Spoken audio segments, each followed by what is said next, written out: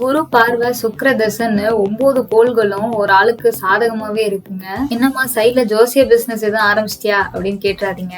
90s கிட்ஸோட மீம்ஸையே ஒரு படமா மாத்தின நம்ம பிரதீப் ரங்கநாதனை பத்தி தான் பேசிட்டு இருக்கேன். எடுத்தோடனே யாருக்குமே ஹீரோ சான்ஸ் கிடைக்காது. அதை மனசுல வச்சுட்டு தான் ஷார்ட் பிலிம்ஸ் அப்புறம் ஃப்ரெண்ட்ஸா சேர்ந்து சின்ன சின்ன முயற்சியை எடுத்து நிறைய பிலிம்ஸ் பண்ணி கோமாளி அப்படின்ற படத்து மூலியமா 90s கிட்ஸ் மனசுலயும் தமிழ் மக்கள் மனசுலயும் இடம் பிடிச்சு அப்புறம் நான் ஏன் நடிக்க கூடாது அப்படின்ற மாதிரி லவ் டுடே படம் மூலியமா அஸ்திவாரம் போட்டு அவரும் ஹீரோ ஆயிட்டாரு. அந்த படம் அவரே எதிர்பார்க்காத அளவுக்கு ஒரு பெரிய பயங்கரமான ஒரு வெற்றியை தேடி கொடுத்துச்சுன்னே சொல்லலாம். 5 கோடி பட்ஜெட்ல எடுத்த படம் 100 கோடிக்கு மேலேயே வசூல் பண்ணி தந்துச்சு. இதுக்கப்புறம் சொல்லவே வேணாம், அவர் சுத்தி அடுத்தடுத்து பட வாய்ப்புகள் வந்துட்டே இருந்துச்சு. அதுல அவருக்கு கொக்கி போட்டவர் விக்னேஷ் சிவன் தான். அவரோட இயக்கத்துல பிரதீப் நடிப்புல வெளியாக போற படம் LIC.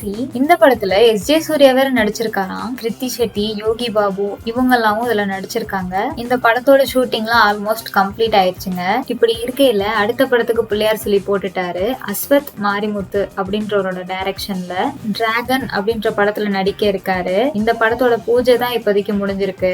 ஜூலை மந்த் படப்பிடிப்பை தொடங்க இருக்காங்க.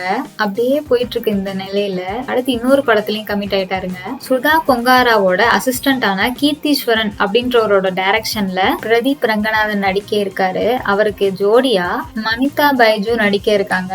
இவங்க சமீபத்துல நடிச்சு வெளியான பிரேமலு படத்தால எல்லார் மனசுலயும் இடம் பிடிச்சிட்டாங்க. படத்தை மைத்ரி மூவி மேக்கர்ஸ் தயாரிக்க போறாங்க.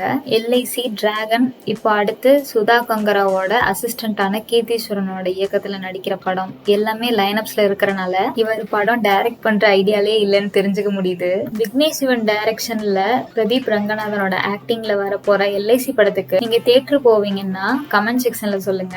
வீடியோக்கு ஒரு லைக் கொடுத்துருங்க. அடுத்தடுத்து வர சினிமா அப்டேட் தெரிஞ்சுக்க சேனலை மறக்காம சப்ஸ்கிரைப் பண்ணி பக்கத்துல உள்ள பெல் ஐகானை கிளிக் பண்ணிக்கோங்க. தேங்க்யூ.